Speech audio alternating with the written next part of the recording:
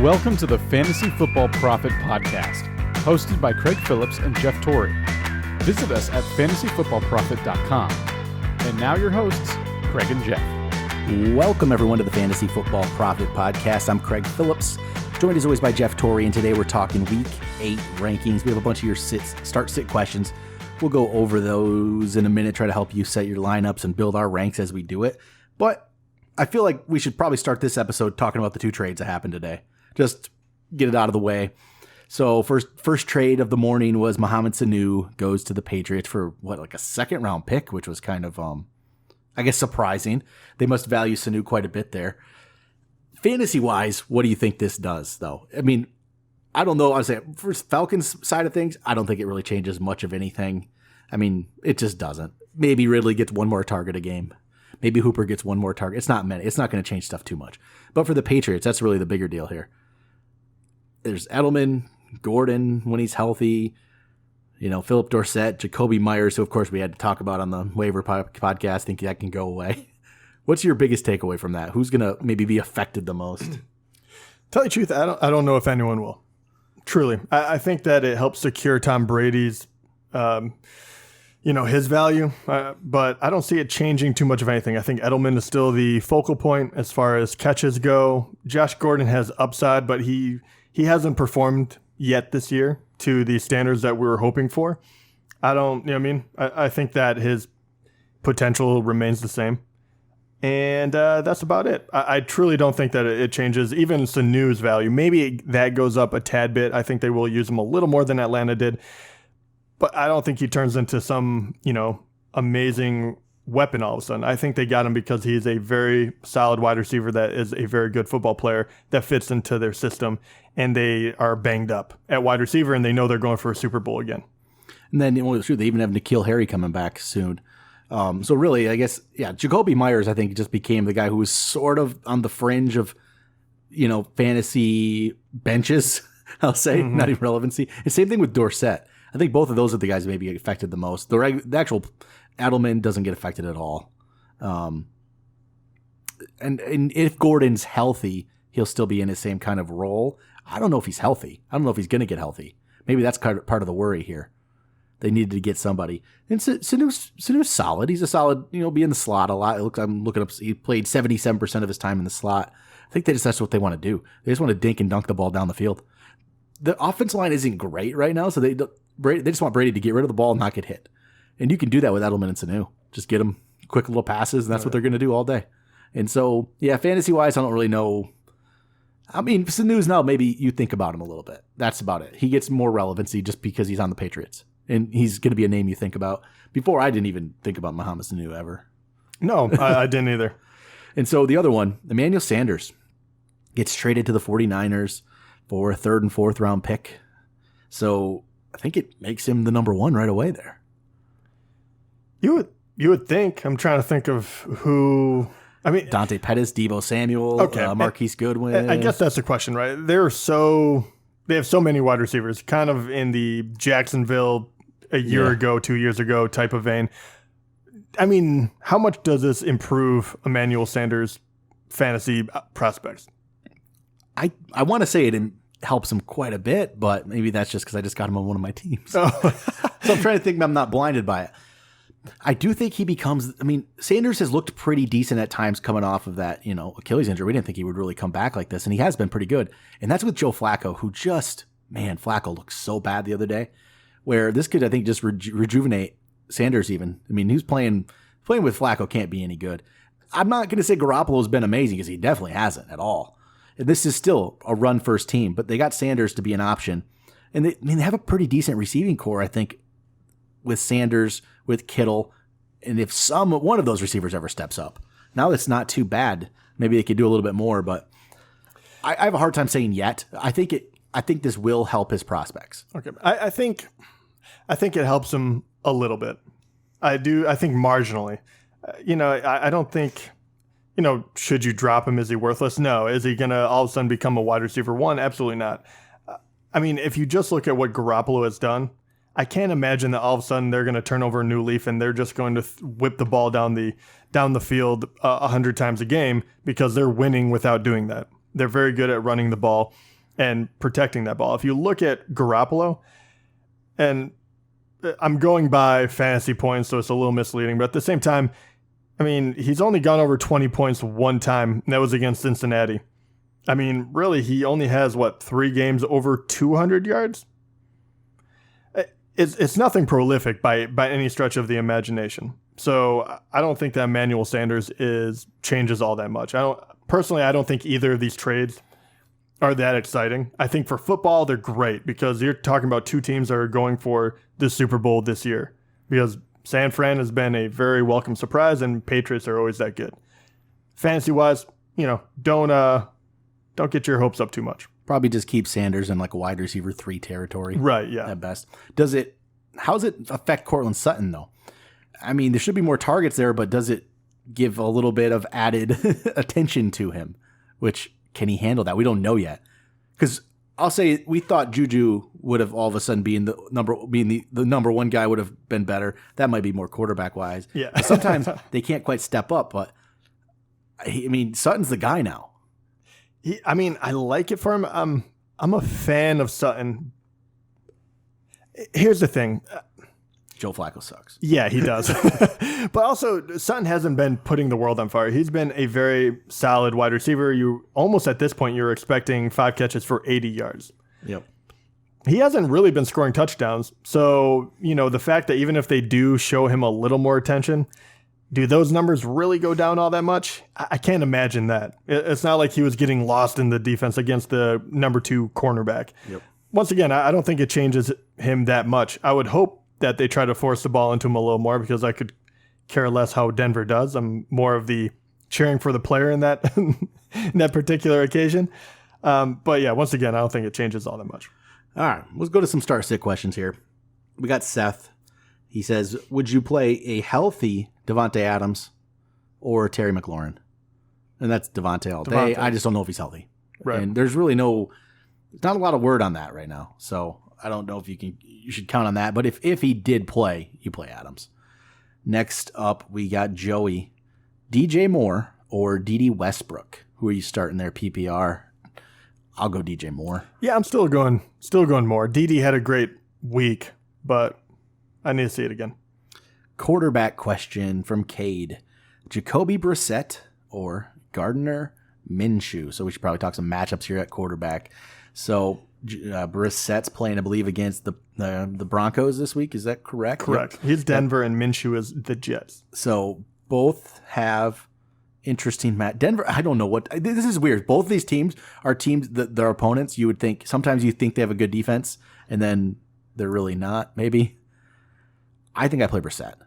I think Brissett's just been really solid. I think we talked about it last night, and he's had one bad game maybe. He's been really consistent. Yeah, I agree. I actually have them ranked 10 and 11. Yeah, that's I think Brissett's good.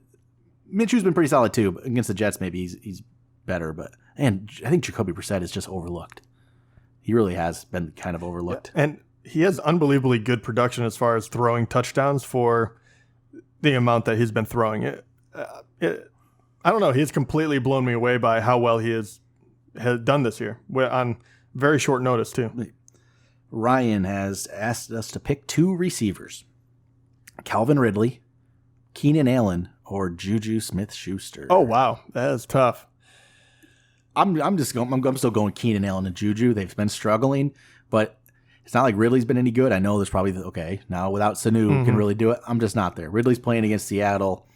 Juju's playing against Miami. Who's Ridley playing? Ridley's playing Seattle, and then Keenan Allen's at Chicago. They haven't been Chicago. Chicago, I say that right there again. Don't get defenses early. They've been good at times, but not fantasy wise. Same thing with Jacksonville the year before. Stop doing it. Don't do it next year with the Patriots, people. Yeah, just don't do it anymore. Yeah, I agree with you. The Ridley thing is very interesting to me. Obviously, they throw a lot.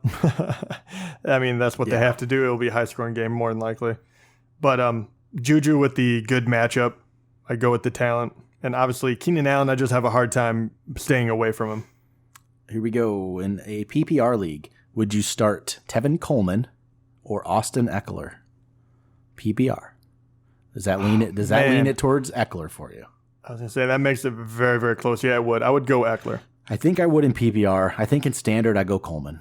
I think that's kind of it's kind of a cop-out maybe, but not really. I think that's not true. Really, yeah. They're close enough to me where I think Eckler, his catching ability brings me to play him over him just a little bit. All right, Jack has us pick 2 of his wide receivers here. John Brown, DJ Moore, Sterling Shepard, or Calvin Ridley. So 2 of these. So again, we got Ridley, we got Moore. We've talked about them. I think I go Ridley and Moore. John Brown's the other one, I guess. I'm not picking Sterling Shepard right now. Yeah, Ridley. Maybe I do go John Brown. I think I would go Ridley and John Brown. I think I might go John Brown right now. Very close, though. Yeah, I think I go John Brown over DJ Moore. Yeah, I'll go John Brown and Calvin Ridley. Let's see, DJ Moore's playing at San Francisco, right? That's not necessarily a great matchup. Yeah, I'll go with John Brown and Ridley there. Here we go. Another question. Starting running back. Who are we going to pick here? This is from Matt.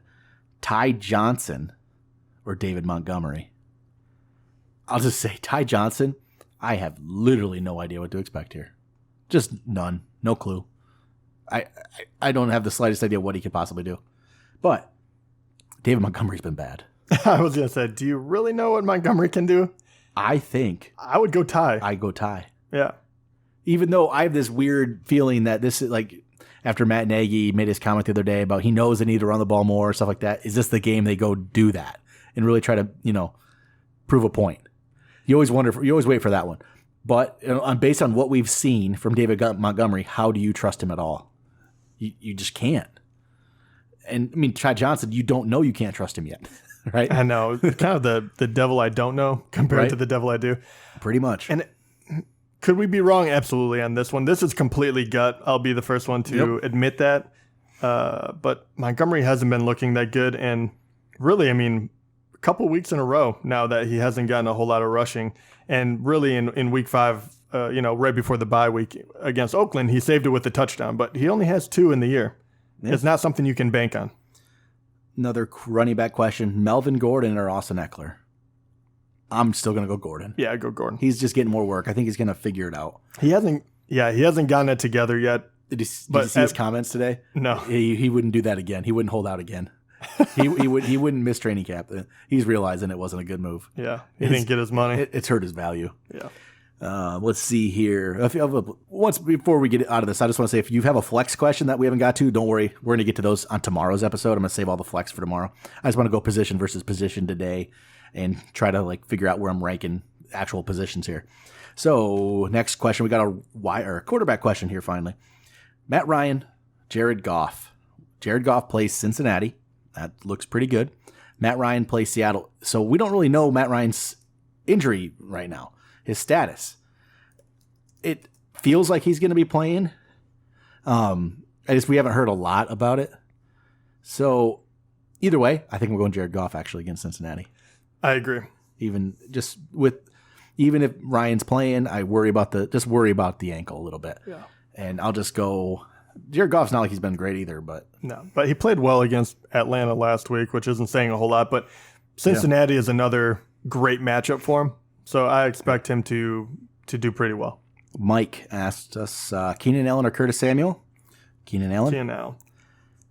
Chase Edmonds, start or sit? It depends on who you got. Yeah. Sorry, it's hard to say. Yeah, if David Johnson's out, yeah, he's a good play. I just don't know who you're picking between. We got Guarna coming in with a question here. PPR, you start Evan Ingram, you starting Darren Waller. Waller for me as well. And then, I'm just not on board any of the Giants players. Yeah, I mean, it's very, very difficult to trust them at the moment. Jack has a question for us. Curtis Samuel or D.D. Westbrook? Ooh, that one is difficult for me. Maybe I lean towards D.D. on this one.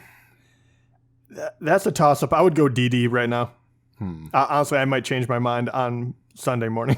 I think matchup-wise, just because of who they're playing. Samuel's playing against San Francisco. D.D. against the Jets. I'll go D.D. I like Samuel better, but yeah, I'll lean matchup. Pick 2 receivers from Darren here. Robert Woods, DK Metcalf, DJ Moore, Cortland Sutton. So I will go and put Cortland Sutton, and I guess Robert Woods. Robert Woods against Cincinnati. Yeah. I'll go Sutton and Woods over Moore and Metcalf. Yep, I would too. I think it's the way to go. Yeah. David Johnson or Chase Edmonds? Don't know yet. I mean, okay, say this. If David Johnson is questionable and you have to start one of them, which one do you go with? Like, I realize that you could get it completely wrong, but are you leaning towards... I don't think they do it 2 weeks in a row like that. I just don't think it happens. I mean, it's difficult. I do wonder, like, say this. If each one of them was going to get 10 carries... I just go David Johnson. Even though lean that way. I'm not going to lie. I kind of worry that he's still banged up. It could be. I kind of go Edmonds right now, but that it's very difficult because we don't have the information necessary to make that pick. I guess here you go with it is with Edmonds, he's healthy and he's going to play. Johnson might not. He might be out there and end up coming out. So I guess safety wise, Edmonds is probably the better play. Yeah. Noah asks, start 2. Mike Evans, Chris Godwin, Kenny Galladay, DJ Chark, T.Y. Hilton. First of all, good for you, man. Yeah. What in the world? First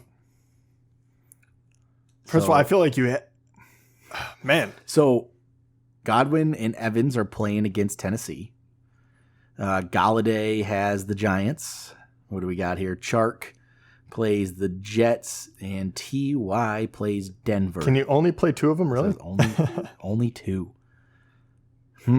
This is gonna really. I probably have to. Oh man, this is. The weird part is this is where you get into the problem with playing 2 players from the same team. Yeah, because you want to go Godwin Evans, don't you? That was my initial knee jerk reaction. I feel like you can't take Godwin out. He has been playing too good to take out of your lineup. So I would go Godwin. Godwin Hilton, Godwin Galladay. Chark, I think's out. Yeah, Chark is out. Even though it's unbelievable you have all these guys. So it's either Godwin. For you, Godwin Galladay or Godwin Hilton. Man, this is tough. So I'll go Evans Galladay. Yeah, I'm going Evans Galladay. Oh, Evans? Oh, I'm going Godwin Galladay. I'll go Evans. I'm still an Evans guy. I love Evans, and I want to start them both, but I feel like that is counterintuitive for myself. I don't know why. They both could go off. I just haven't. It just hasn't happened all that often. But Galladay, the reason I'm leaning towards him instead of Hilton or something is because you don't know how that run game is going to go. Stafford looked pretty good throwing the ball, and they have a very good matchup. So I can't imagine Marvin Jones going off for 4 touchdowns again. Maybe it's Galladay's turn. All right, Trevor has a question for us. Pick 3 receivers. They're making it difficult on us tonight. Julio Jones, Tyler Lockett, T.Y. Hilton, Julian Edelman. So you lock in Julio. Yeah. So you got to pick 2 of these 3. Lockett, Hilton, Edelman. All good plays for this week. Edelman against the Browns. Like we said, shoot, man. I know, right? Hilton against Denver, and we said Edelman against Cleveland, and Lockett against the Falcons. So, I hate this so much. So 2 of those. I'm gonna kick myself for this, but I think in my head, because all of them are very good options, you lock in Julio because it's Julio. Yep. And then I think I go for a larger upside, and I think I would go Lockett and Hilton. I love Edelman, but he's the consistent one. I'd rather go 2 big guys that might get touchdowns. I think I'm with you on this. I think I'm going to go Julio, Lockett, Hilton. And I think if it was another guy, I probably would change up my strategy. But yeah, I think I'm with you here. Yeah, Lockett against Atlanta. It's too good of a matchup to pass up. Those are all good plays. All right, running back question: Devontae Freeman or Carlos Hyde? Carlos Hyde's playing against Oakland. Freeman's against Seattle. I'm still going to go Freeman. Yeah. Not been loving how he's playing, but I'll still go with Freeman. Cortland Sutton or John Brown? Go Sutton. All right, let's see what else we have. That's a lot of players. I don't know if I can decipher it all. All right, here we go. 3 out of these 4 receivers from Raymond. Robert Woods, Stephon Diggs, Allen Robinson, Marvin Jones. So Woods, Diggs, Robinson, Jones. I'm going to play, 3 of those 4. Diggs is in my lineup. I'm going to go Diggs. I know that one for sure. I'll go Diggs. I'd probably go Diggs, Woods. am I being blinded by what he did? You're going Marvin Jones? I'll go. You have to pick three. You have to pick three out of the four. Which I'll go one's Marvin sitting? Jones and hope he does it again. I'll keep Robinson on my bench. Woods, Diggs, Robinson, Jones. Oh, man. It's a tough one. It is. I think you have to go Diggs and Woods because of the matchups. Yeah. And Robinson overall is probably a better play, but I kind of go with you, even though I just said maybe it's Galladay's day. But they have such a good matchup against the Giants that why not? Maybe he'll just, you're looking for one pay dirt. So I follow you. All right. Then would you pick, this is PPR, Chase Edmonds, Derrick Henry. I just go Derrick Henry. I'm going to go Henry. Henry against Tampa. Tampa's had a tough run defense. I mean, is this with if Johnson doesn't play, but he's if going Johnson doesn't play, I play Edmonds. But he's going against Saints. Oh, he's going against New Orleans, isn't he? Yeah, they're both tough run defenses. I think I go with Henry. I'll just go maybe what could be a safer route. You know what? I actually, if Edmonds, is alone in the backfield there, if Johnson doesn't start or doesn't play at all, I go Edmonds actually. And then final question. This is the final one of the night. Quarterback starting question. Baker Mayfield or Gardner Minshew. Baker Mayfield gets to play against the New England Patriots. Yeah. Minshew all day. Never thought I'd say that. Not even close. Because I didn't even know Gardner Minshew probably was in August. Yeah. So I'm not going to lie. I wasn't following six-round quarterbacks very well. But all right. I think that's it for start, sit questions. Some good ones again this week. Made it tough on us. But that will be it. We'll be back tomorrow. We'll go over some of your flex start questions as well as some trade questions. I think there's a couple dynasty questions, some rest of the season questions. So we'll go over all of that on tomorrow's episode. Talk to you guys then.